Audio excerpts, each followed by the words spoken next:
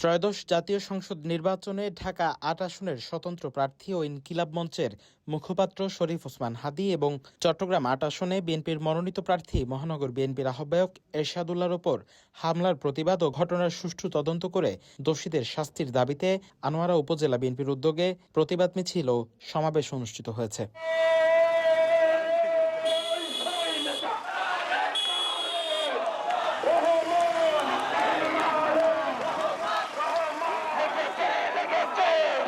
শনিবার ১৩ ডিসেম্বর বিকেল ৪টায় উপজেলার কালাবিবির দিঘির মোড় থেকে চট্টগ্রাম দক্ষিণ জেলা বিএনপির সদস্য সচিব লায়ন মোহাম্মদ হেলাল উদ্দিনের নির্দেশে মিছিলটি কর্ণফুলী টানেল সংযোগ সড়ক প্রদক্ষিণ করে চাতুরী চৌমুহনী বাজারে এসে সমাবেশে মিলিত হয়।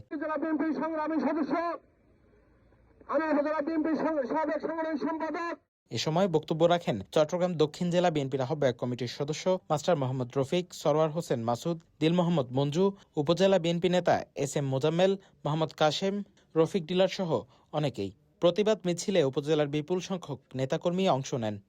আপনারা জানেন, দেশের বিরুদ্ধে একটা ষড়যন্ত্র শুরু হয়েছে। এই ষড়যন্ত্র আজ নতুন নয়, বিএনপি প্রতি ষড়যন্ত্র থেকে অধ্যয়নী এই ষড়যন্ত্র চলতেছে। এমন এই ষড়যন্ত্রের বিরুদ্ধে আমাদেরকে রুখে দাঁড়াতে হবে। একটি সন্ত্রাসী মহল বিদেশিদের নিয়ে আমাদের বিএনপিকে ক্ষমতা আসতে না দেওয়ার জন্য, নির্বাচন বানচাল করার জন্য যে ষড়যন্ত্র নেমেছে, সেই ষড়যন্ত্রের বিরুদ্ধে আপনাদেরকে সজাগ থাকতে হবে।